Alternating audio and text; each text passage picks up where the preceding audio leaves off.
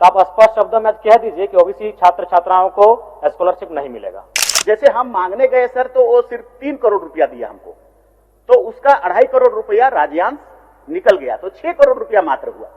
तो ये 6 करोड़ रुपया में तो होगा नहीं, और नहीं आएगा तो हमारे बच्चों का क्या होगा ये भी हम लोग सोच रहे हैं सर। पीसीसी नहीं बनेगा तो हमको कोई फर्क नहीं पड़ेगा, लेकिन अगर 5 साल बच्चे नहीं पढ़ेंगे तो इस राज्य को फर्क पड़ेगा, इस राज्य के भविष्य को फर्क पड़ेगा। इसीलिए आप 5 करोड़ का जो विधायक निधि देते हैं वैसे उससे कुछ काम नहीं होता है। करिए हम लोग को इतना महंगा आवास दीजिए, कर दिए, मेरा ही आवास को पहले नीलाम कर दीजिए। हम गार्जियन है, हम एक विधायक, हम राज्य सरकार को बोलेंगे, कौन सा बोलिए, सेंट्रल गवर्नमेंट बोलेंगे? चलिए, सेंट्रल गवर्नमेंट से डिस्कस करने के लिए नहीं आए, हम विधायक, हम राज्य की सरकार से पूछेंगे, माननीय मंत्री जी, हम राज्य सरकार से पूछेंगे। ज्यादा से ज्यादा जल्दी से जल्दी पैसा आएगा हम लोग डिस्ट्रीब्यूट करेंगे, लेकिन हम केंद्र का हिस्सा है तो उसको देना उसका ऑब्लिगेशन था कि नहीं था, उसको वेट करेंगे कि नहीं।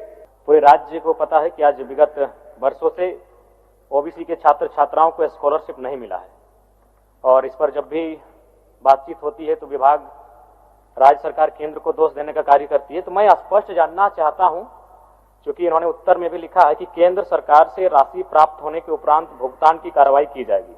तो मान के चलते हैं अगर केंद्र ने राशि का भुगतान नहीं किया तो आप स्पष्ट शब्दों में कह दीजिए कि ओबीसी छात्र छात्राओं को स्कॉलरशिप नहीं मिलेगा।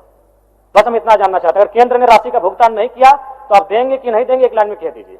कायल इतना मतलब विवाद खड़ा करना, छात्र राजनीति में क्यों पिसेंगे? एक लाइन में, अगर केंद्र ने राशि का भुगतान नहीं किया तो आप देंगे या नहीं देंगे? माननीय मंत्री महोदय। माननीय मंत्री जी, सर क्लास 1 से 8 तक कोई प्रॉब्लम नहीं है ओबीसी का, क्योंकि सारा पैसा स्टेट देती है। प्रॉब्लम सर 9 और 10 और पोस्ट मैट्रिक का है, और इन दोनों में 60-40 का रेशियो है। अब कानून बना है तो अब बना है सर, तो हम लोग तो वेट करते हैं, और इसीलिए हम मंत्री जी के पास भी गए, भारत सरकार के पास, और उनको सारा आंकड़ा भी बताए कि आप हमको देंगे तभी मेरा जो मेरा बजट का पैसा है सो खुलेगा। मतलब मेरे पास फाइनेंस रेजुलेशन है फाइनेंस डिपार्टमेंट का कि हाँ, कि वो नहीं देगा तो ये नहीं खुलेगा।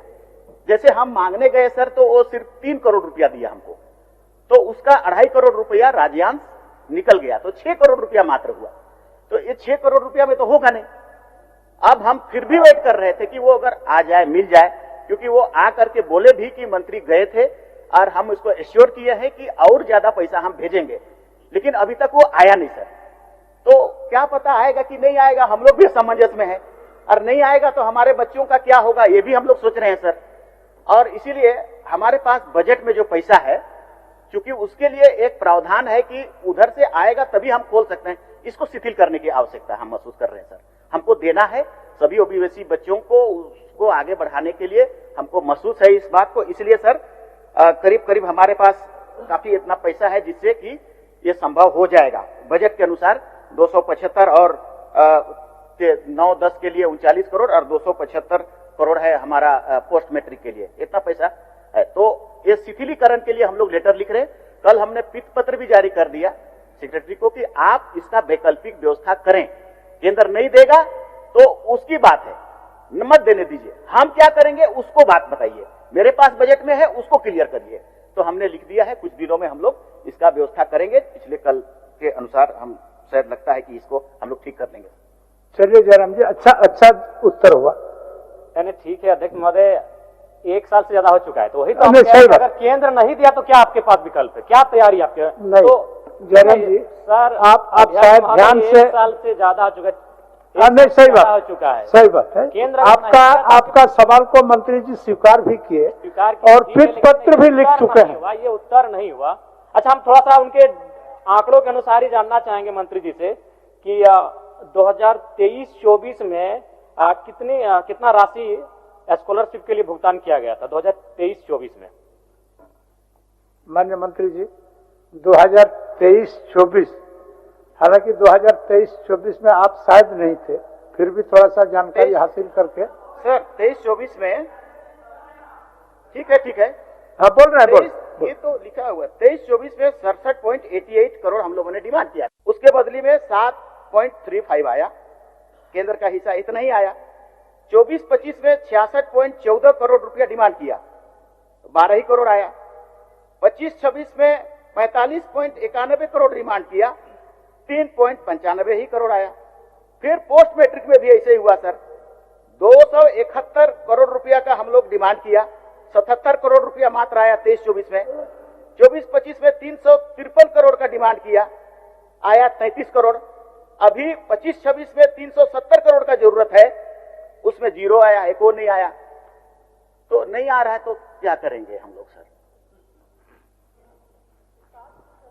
वही तो मैं कह रहा हूं कि ठीक है, मैं एक सुझाव देना चाहूंगा।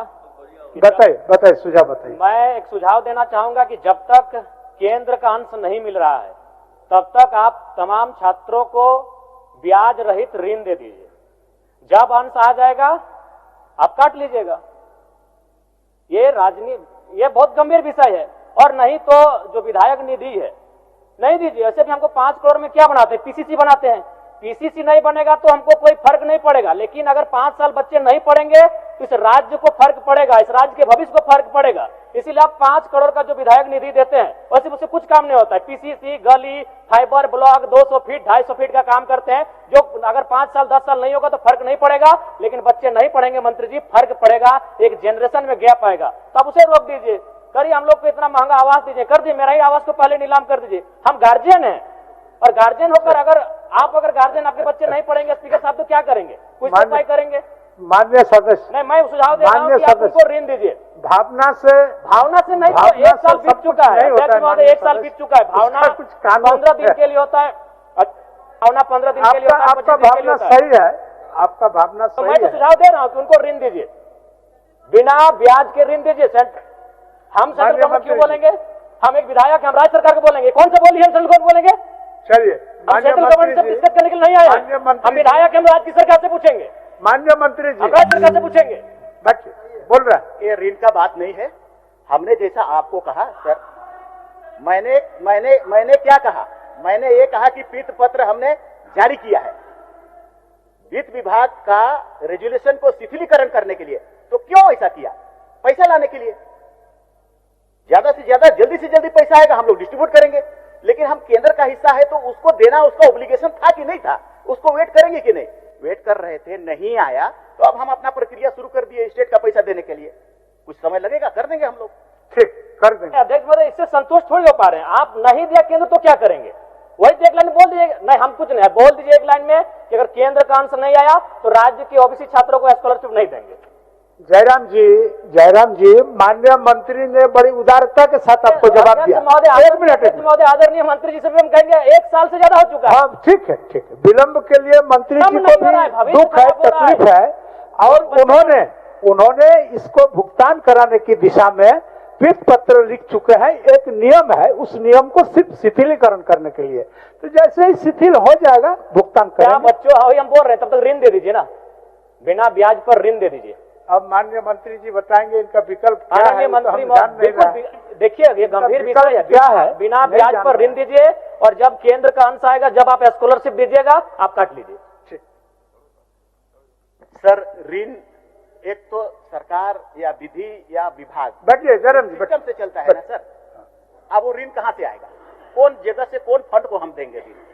हमारे पास जो स्कॉलरशिप का चीज है उसी पर हम सॉल्यूशन निकाल सकते हैं। ऋण हम कौन वाला पैसा को देंगे? क्योंकि मेरे पास तो कोई पैसा है नहीं ऋण देने के लिए। इसीलिए इसका सॉल्यूशन यही है जयराम जी, हम लोग जल्दी से जल्दी करें सब मिल करके, और उस पैसा को निकाले जो राज्य के पास है उसको हम लोग दे दें। जल्दी करें इस पर, थोड़ा समय दीजिए जयराम जी, थोड़ा समय प्रयास करें। लाइव लगातार के वीडियो को लाइक करें, सब्सक्राइब करें और बेल आइकॉन को दबाना न भूलें।